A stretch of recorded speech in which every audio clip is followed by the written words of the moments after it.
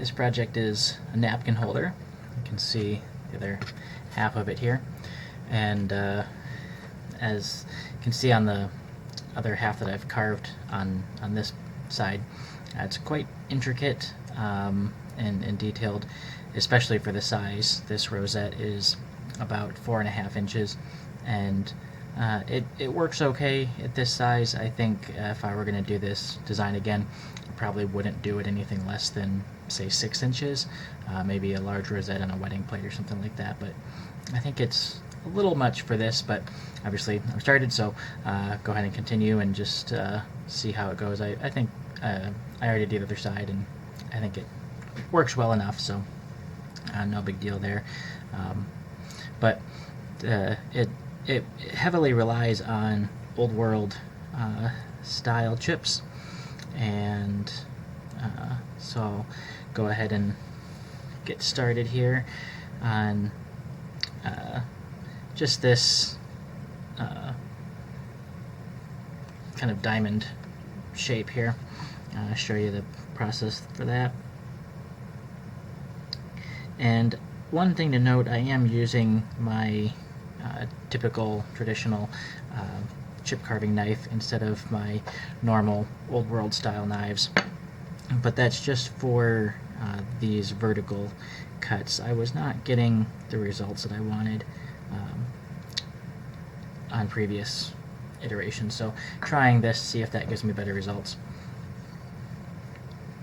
So since I'm doing multi-level, I want this first cut to be kind of shallower than normal, and I'm going to do a couple passes here since it's not really a big cut, but big enough to take a couple passes.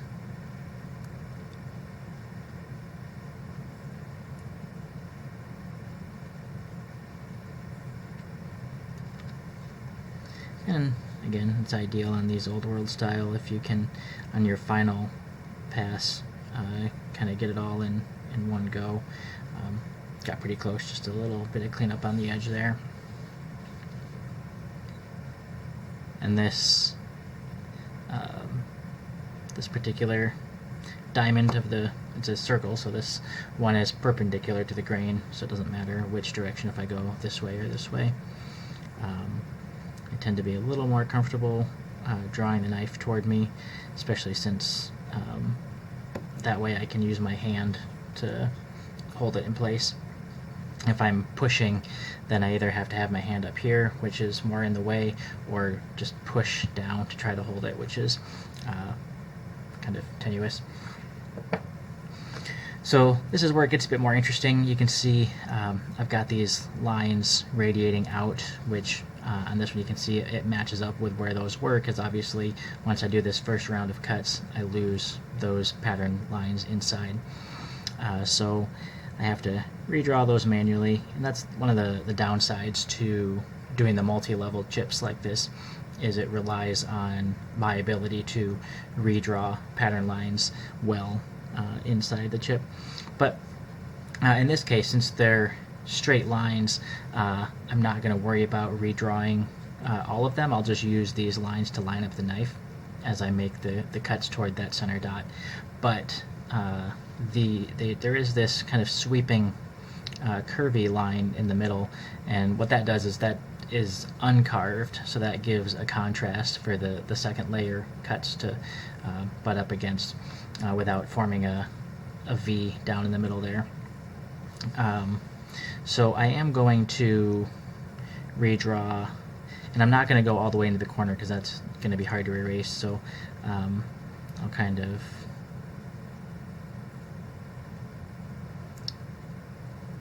do that. Just kind of trying to approximate what I had, but also being reasonably consistent across all the shapes.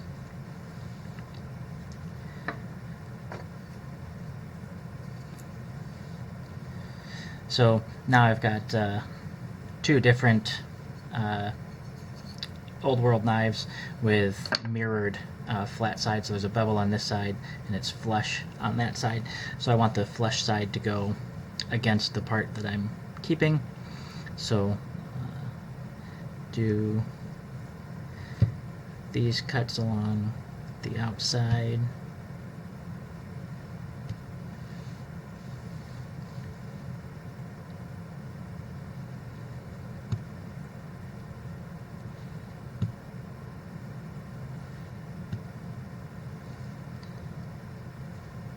And then the radial cuts.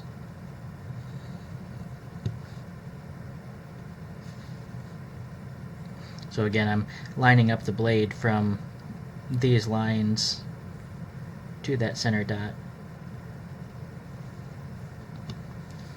And then this one gets a little bit tricky because it's curved.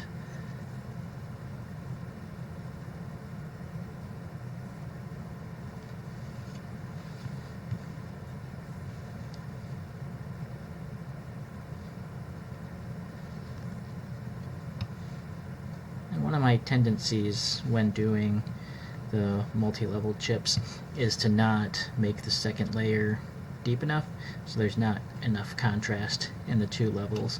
Oops. So I'm making sure to go a little bit deeper than I kind of naturally would at this point. So now I'll do the same thing on all of the oppositely oriented cuts here with my other knife.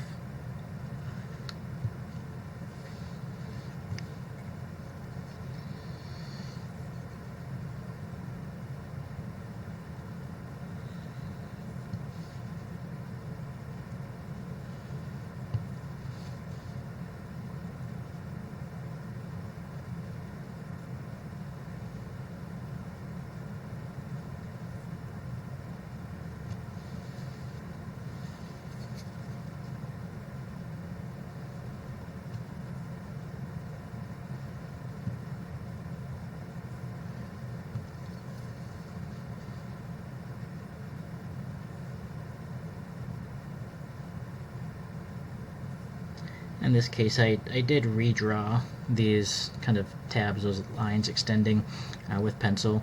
I had them, they are actually part of the pattern that I printed and put on, but I didn't properly take into account how small the pattern is, so the dots were basically not visible, especially once I carve that line out. I kind of lose vision of those dots, so that's why I just redrew them for myself. And then now going for those second layer cuts, and again making sure to get a little bit more depth. I think the reason I tend to not get enough depth on the second cut is because I go for the same like kind of vertical depth, but not paying attention to the fact that because this first cut lays the surface down, I actually need to go deeper into that surface to get the same kind of relative distance or difference between the surfaces.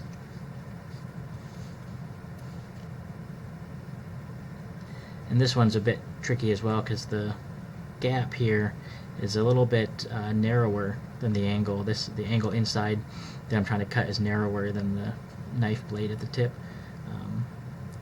So got to kind of fudge that cut a little bit. It's not quite as clean as I would like, but it's so small, I'm not sure it makes too much of a difference.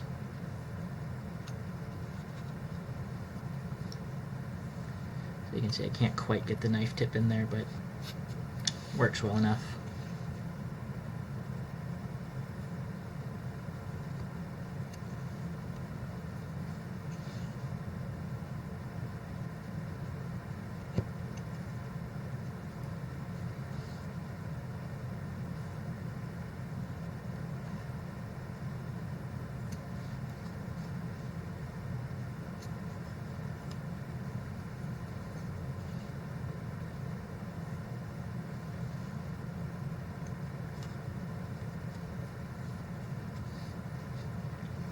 Alright, so that's those ones. Again, switching sides to get the flush side of the blade down into the surface I'm keeping.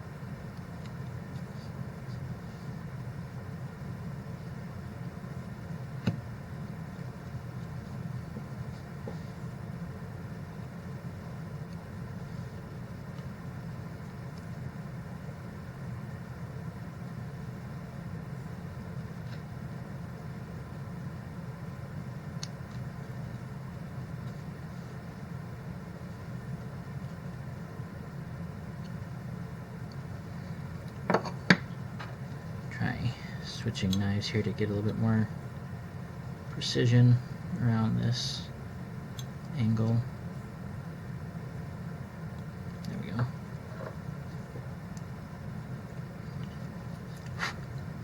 So you can see sometimes there's some trial and error. It's not always an exact science.